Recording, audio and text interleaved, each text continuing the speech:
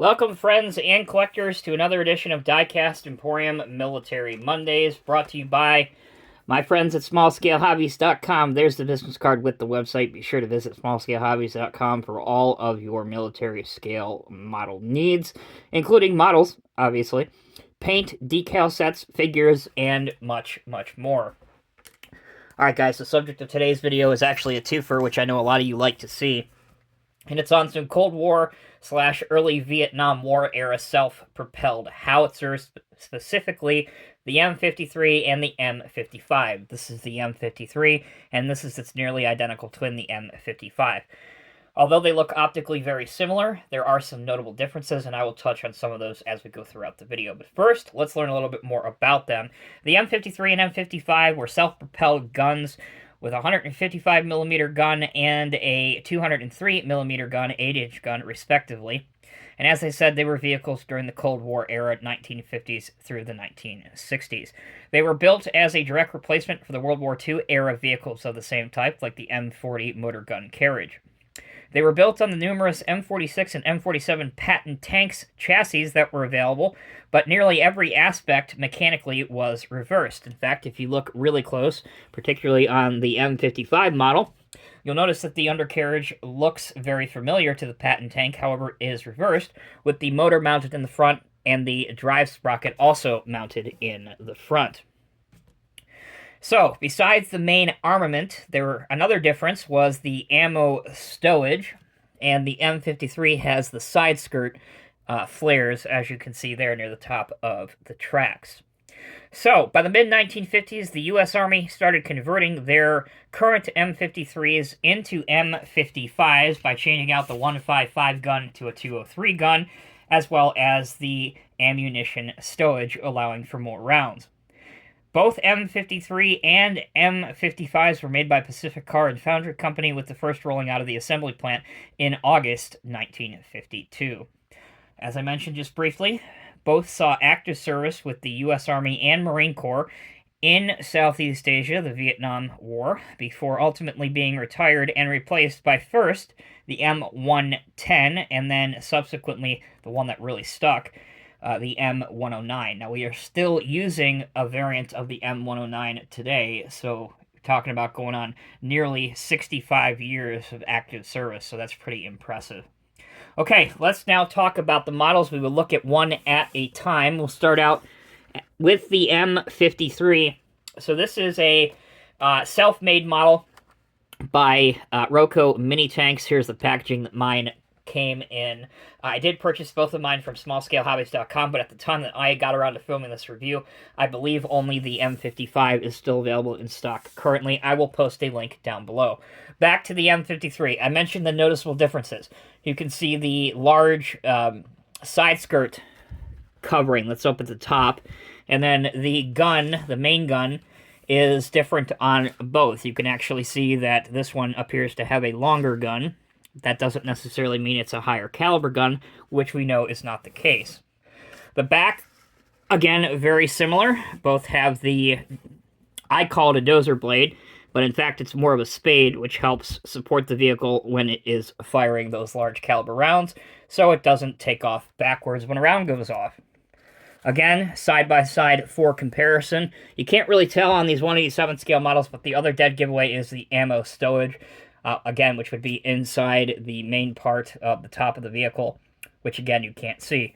Another difference is you can see that there are track link spare replacement parts here and here. That is not present on the M53.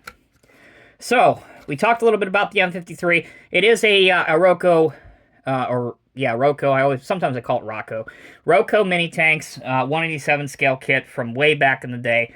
I did paint it in olive drab by Tamiya, olive drab 2 to be specific. I believe that's TS5. You can look it up on Amazon. Didn't do the tracks on here, just didn't have time to get around to it. But I did put on some decals that I had laying around, which again are period correct. I also brought out the two jerry cans on the back with a different shade of green, among a couple changes I did to this one. All right, let's now move on to what I think is the highlight of these two. What one is better, in my opinion. This is an Arsenal M resin kit. Here's the box for it. This is the one that is still available. So the resin kit is Arsenal M item number 111100631. It is about $36 US at the time that I'm filming this review, and I believe that it is worth every bit. It comes with some photo etched parts, which I don't have a lot of them on here, but if you did want to put them on, I'll actually get it out of the box right now so you guys can see it, as well as go over the decal sheet. Also comes with a different gun, if you would prefer to use that main gun. So here is or I should say here are the photo etched pieces, as you can see here. Again, just some hand and grab rails, among other things. Not really necessary to complete the look of your model, but if you wanted to do so, they are there. Instructional sheet. It is a one-piece instructional sheet. So over here, you have the overview of the M55, basically where all the parts go.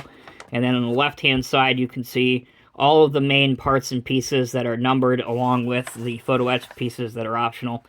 The different main guns that are included are as if you want it in the travel position or the parked position, which is I have, or if you want it firing. Those are the two different options. Nothing on the back, completely plain. Alright, I did do the Mod Deuce. I did put him up on top. I did put a little decal of Sarge on the main gun, just because a lot of the crews would kind of nickname their pieces very similar to aircraft nose art. The principle is the same, so paying homage to that, I put Sarge on the side of it. Just thought it was really cool. On the back, we have a couple extra. Now, these are different pieces. These are accessory pieces that do come with the kit, but unlike the mini tank one, they're accessories, so you can paint them individually and then put them on if you want. We'll zoom in real close here. There you go. There's the Mod Deuce, machine gun up on top. And then one of the hatches on the turret I did have in the raised position. Again, I added some decals, the star, and then the U.S. Army item number. Did the same thing on the front, and also with some black paint by Tamiya, I did the black tracks. And then with a silver chrome paint pen, I brought out the forward-facing lights, which look really, really good. I'm actually quite pleased. So there you go, folks. That will bring this episode of Diecast Emporium Military Mondays to a close. Again, you get a twofer in this video. You get the M53, and then you get the slightly improved M55.